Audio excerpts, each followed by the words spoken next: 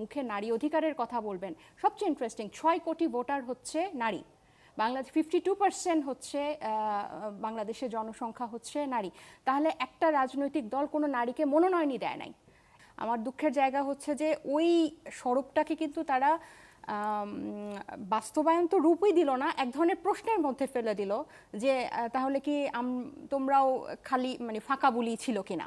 যখন আপনার মুখের কথায় কাজের মধ্যে বিস্তর ফারাক থাকবে তখন আপনি আর পুরনোদের থেকে নিজেকে আলাদা করতে পারবেন না, কারণ পুরনোদের তো আমরা তাই দেখে এসেছি। আমি জানি না যে রুমিন আপার আসলে দলীয়ভাবে তার কি সমালোচনা বা আলোচনা, ঠিক খালেদা জিয়ার মৃত্যুর দিনই তাকে কেন বহিষ্কার করতে হবে আমি জানি না, ঠিক রাষ্ট্রীয় শোকটা 3 দিন পর যাওয়ার পর কিন্তু এটা হতে পারতো। সো এই ধরনের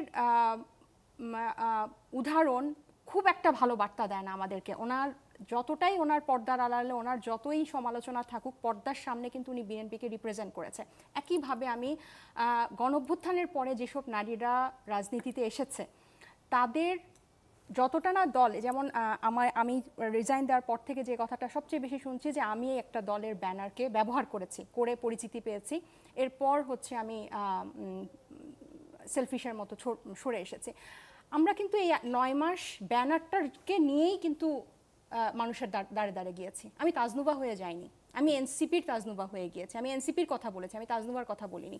সো আমরা সেই নতুন কথাটা কিন্তু বলেছি। এখন আমরা যখন এটা এস্টাবলিশ করতে পারবো না, এবং ঠিক গণঅভ্যুত্থানের পরের বছরই যেই গণঅভ্যুত্থানে এতগুলো নারীরা অংশ নিয়েছে, জীবন দিয়েছে, এবং বড় টার্নিং পয়েন্ট ছিল সেই 18ই জুলাই মেয়েদের রোকেয়া হল ভেঙে নামাটা। সবাই বলবে যে এরা নামার পরই গণঅভ্যুত্থান সফল হবে, এটা সব বোদ্ধারা ধরে নিয়েছিল। সেখান থেকে তাদের রাজনীতিতে মাইনাস করতে করতে একেবারেই নাই। এরপরে আপনার বড় রাজনৈতিক দলগুলো যে সরাসরি নির্বাচনে মনোনয়ন দিবে সেটা নানান দর কষাকষির মতো, বাজারে দর কষাকষির মতো সেটা গিয়ে থাকলো যে 5% দিবে।